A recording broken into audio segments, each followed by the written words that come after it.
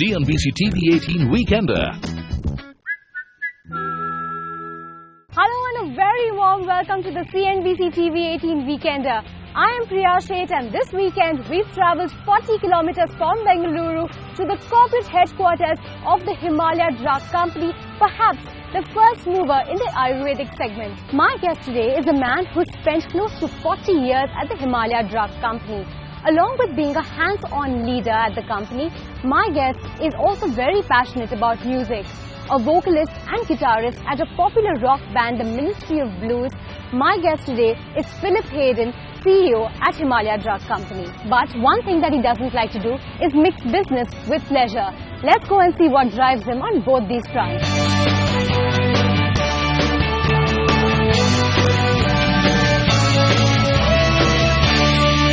Hi. Hello, Mr. Haydon. How are you? Good to see you. Hi, sir. How are you? So, thank you so much for inviting us to the campus today. Right, you know, Mr. Haydon, you've been with Himalaya for about close to 40 years now. 37 and counting, yeah? 37 and counting. Right, yeah. You plan to be the oldest guy on campus soon. Well, I'm pretty much fossilized right now, but you'll be surprised to know that there are people who've been with Himalaya for about for 44 years and still counting. Wow. Yeah, and so compared to them, they always call me young man. Over the last few years, you've transformed Himalaya from being a pure play herbal drugs company to a larger wellness company. You know, what's been the whole thought process behind this? But the thought process actually comes from our chairman. We originally started out as a pioneering pharmaceutical company. We gave the world the first antihypertensive, which is called Sopina. Not many people know that Himalaya pioneered the treatment of hypertension in India, in the world. Today, if you talk about where Himalaya is, we are a head-to-heel wellness company. And we specialize in all age groups, right from the first cry, from the time the baby is born, and until old age. So we've got a complete spectrum. We cover the entire, it's a rainbow spectrum of wellness products. And what we've done is we've stayed with our core. Our core is researched herbal wellness products. We haven't gone away from that.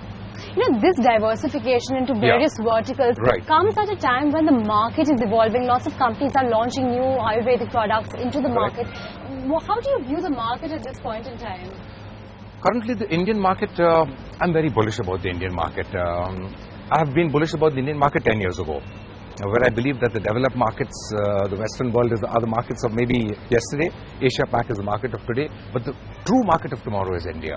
Do you think perhaps the markets changed after the entry of Patanjali into the whole Ayurvedic space in a big way? I do not know if it's really a market changer or a game changer, because if you take herbal medicine, it's been around since 5,000 years. So people have always known about herbal medicine and about herbal products. What they've done, they've disrupted the market in the sense that there's been a sudden explosion, and which is actually good. They've reached out to more people getting to use herbal products, and they've actually, I would say that they're pretty big disruptors in terms of marketing strategy, etc. And they've proved that by sheer bullish distribution, you really can rack up big numbers. So I guess a lot of people are reworking their maths based on what they're doing. Fortunately, for Himalaya, we are not in most of the areas where Patanjali operates. We have a very different core, and if you look at our range of offerings, we are very strong in pharmaceuticals, we are very strong in face wash, we are extremely strong in baby care, we are the first in mother care, and that brings us to animal health and wellness. What do you think Patanjali has done that Himalaya didn't do for so many years? Because there suddenly seems to be an awakening as far as Ayurveda is concerned. They have actually proved that vast, widespread distribution can lead to widespread sales, which I personally believe that is the basic lesson. If you're talking about what lesson it is for us, Himalaya has always focused on its research.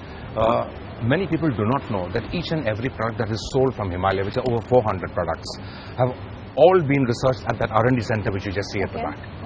There is not a single product that Himalaya markets that has come from borrowed research, or has been a result of a merger or an acquisition, or has been a brand that we bought out. Nothing of the sort.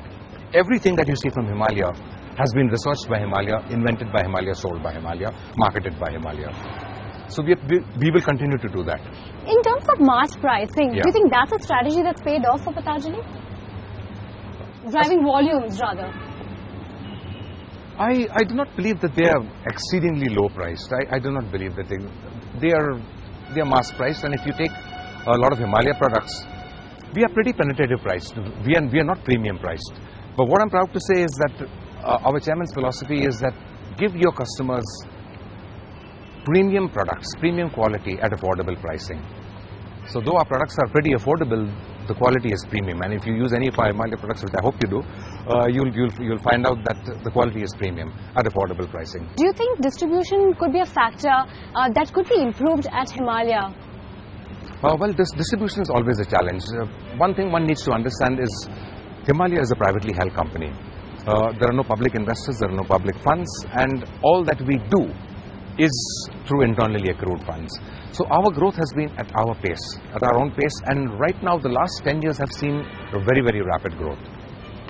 We've already crossed the 2,200 crore mark in India, and we are on our way to being a $1 billion company over the next 3 or 4 years, which is what we mentioned.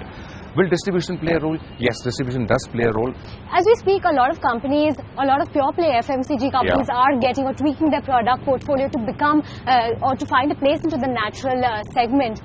Do you see this as an increasing competition or increasing threat possibly to Himalaya's core portfolio? Well, it's going to get interesting. A lot of people are getting into herbal medicine, as you rightly said. I wouldn't be truthful in saying no, it doesn't bother us. Yeah, people are getting into it. But what we believe that there are certain hardcore Himalaya users. There are people who believe in Himalaya, and those people will always buy Himalaya. On that note, let's slip into a very short break. On the other side, we'll discuss the growth roadmap and future plans for the Himalaya Drug Company. CNBC-TV18 Weekender.